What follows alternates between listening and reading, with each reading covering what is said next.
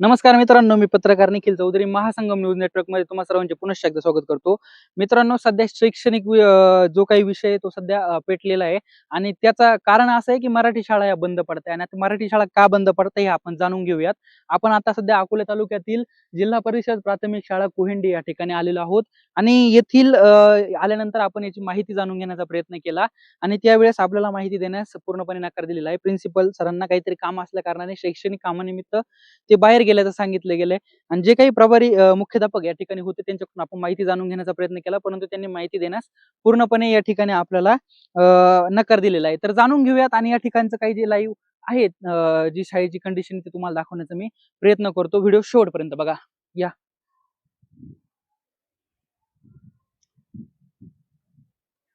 तर मित्रांनो, ही आता सध्या जी काही आहे ही शाळेची काही कंडिशन आहे आणि या पाठीमागे देखील आता शाळा आहे ती आपण बघूयात नक्की काय. आता या ठिकाणी मुलं शिकताय त्यामुळे आपण त्यांना डिस्टर्ब करणार नाहीये, कोणत्या प्रकारे शिक्षकांना डिस्टर्ब करणार नाहीये, परंतु ह्या पत्र्यांची कंडिशन तुम्ही बघू शकता.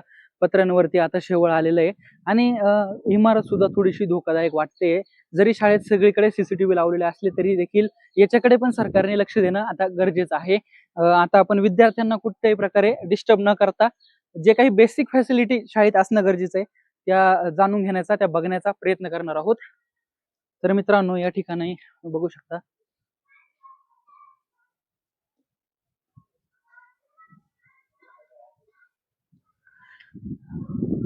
आता हे जे काही कार्यालय आहे याची तुम्ही परिस्थिती बघू शकता. ही वरती पाण्याची टाकी आणि या ठिकाणी ही शिक्षक उपस्थित आहे. हे प्रभारी मुख्याध्यापक असल्याचं सांगितलं गेलंय आणि हे या ठिकाणची कंडिशन आहे. त्यानंतर ही पाण्याची टाकी आहे, यामध्ये जलगुंड कुंभ असं नाव दिलेलं आहे. सर, हे पाणी पिण्यासाठी वापरलं जातं का? हे पाणी कशासाठी वापरलं जातं? मुलांच्या पिण्याच्या पाण्याची सुविधा काय आहे? ओके. तर आता सरांनी आपल्याला सांगितल्याप्रमाणे सर हे वॉशरूम वापरत का नाहीये, इथं कुलूप का बरे?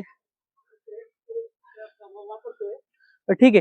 तर सरांनी सांगितलं या ठिकाणी मुलांना हात धुवायला पाणी येतं, या ठिकाणी तुटीच नाही आणि कोणत्याही प्रकारचं पाणी नाही, हे तुम्ही सर्वांनी बघितलं असेल.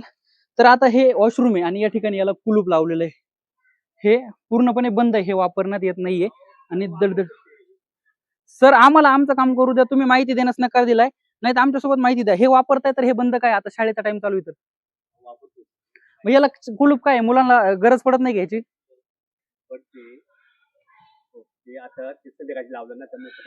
म्हणजे संध्याकाळी कुलूप लावलेलं आहे आणि या ठिकाणी सकाळी लक्षात नाही राहील. सर, तुम्ही आमच्या कामात आम्हाला डिस्टर्ब करू नका, आम्ही तुम्हाला डिस्टर्ब करत नाहीये. त्यानंतर सर पाण्याची जी काही सोय सरांनी सांगितली